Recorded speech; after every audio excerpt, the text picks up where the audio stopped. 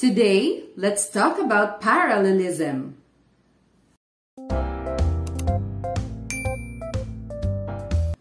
In technical writing, faulty parallelism is one of the things to correct, especially in preparing reports and the like. If a sentence has a series of ideas or several ideas, parallel structure is an indication that these ideas are of equal value. This often happens in sentences with enumeration.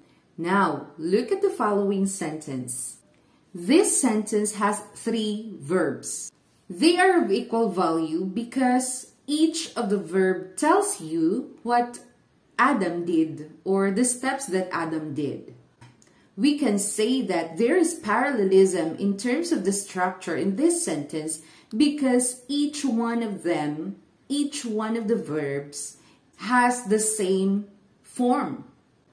All of them are past tense. Adam went into the store, bought an ice cream cone, and sat on a bench eating. Using parallelism means using words of the same structure, using similar structures for similar elements. Another thing that is good to consider is that with parallelism, words or ideas in a series, just like in enumerating or enlisting, should have the same structure.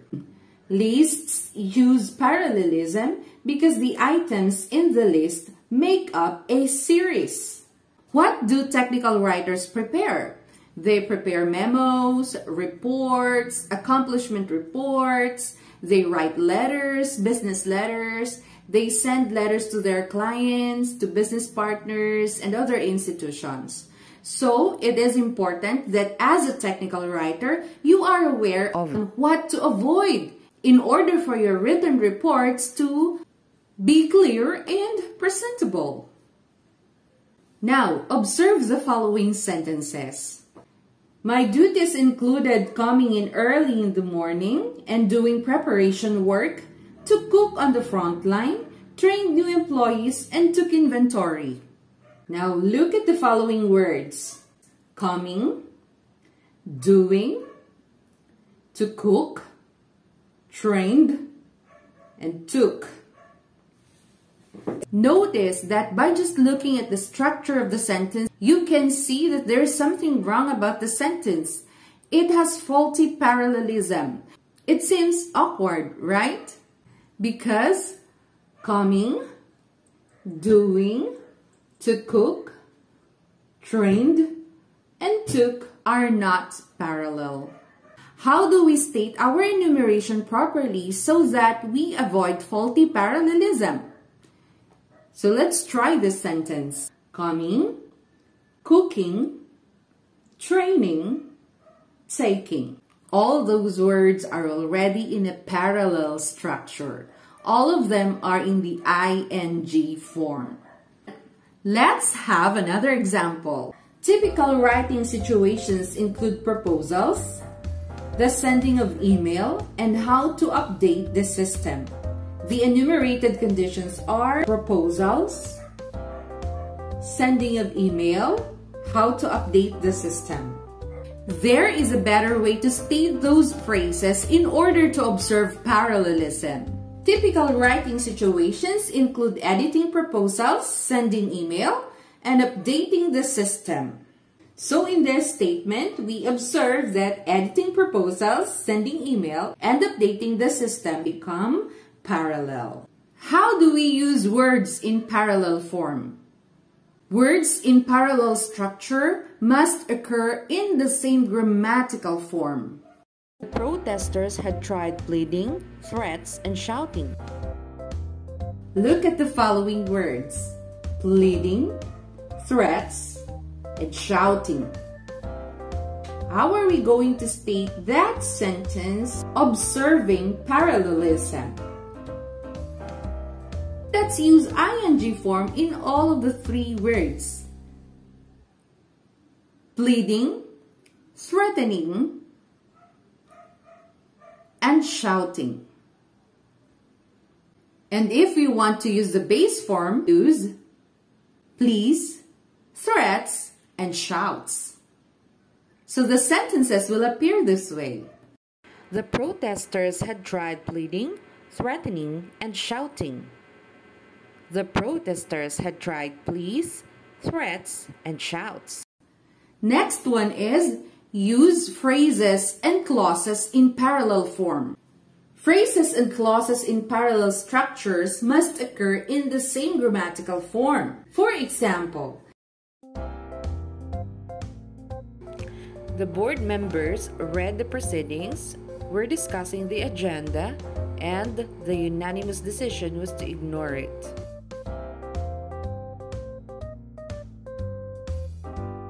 Okay, let's try this. The board members read the proceedings, discussed the agenda, and unanimously decided to ignore it. So in that sentence, take note that the phrases that were used, there were 3 phrases used in one statement, were put into the same grammatical form in order to observe parallelism. Use parallelism for elements joined by coordinating or correlative conjunctions. Here are examples of sentences with coordinating conjunction. Harry is tall, with gray eyes, and has an amiable demeanor. The correct statement is Harry is tall, gray-eyed, and amiable. Another example. Mohini enjoys her work as a teacher during the day and going to the music classes in the evening. So to state that properly, we say Mohini enjoys working as a teacher during the day and going to the music classes in the evening. How about correlative conjunctions? Just a review on what correlative conjunctions are. We have either or, neither nor, both and, not only but also. Parallelism requires that the structure following the second part of the correlative be the same as that following the first part. For example, Sheila not only has been outstanding in her studies but also in sports. So a better way of saying that is, Sheila has been outstanding not only in her studies but also in sports. Another example, you are either late or I am early. So better way of saying that is, either you are late or I am early. So that's all about parallelism. In writing technical reports, you should remember that aside from considering conciseness, coordination, and subordination, you also have to observe parallelism, especially when you're trying to list or enumerate things in your report. So let's try the following exercises. Rewrite the following sentences to express coordinate ideas in parallel form. 1. He is a person who no-show to play badminton and having a knack for dancing. 2. I was asked to collect my certificates and thought he could apply for admission.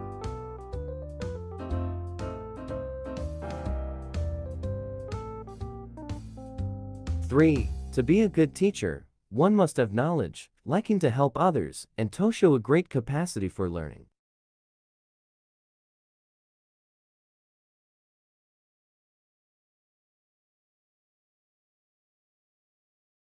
4. Good politicians not only work well with the public but also they do not compromise their own ideals. 5. Some people neither like reading nor to write.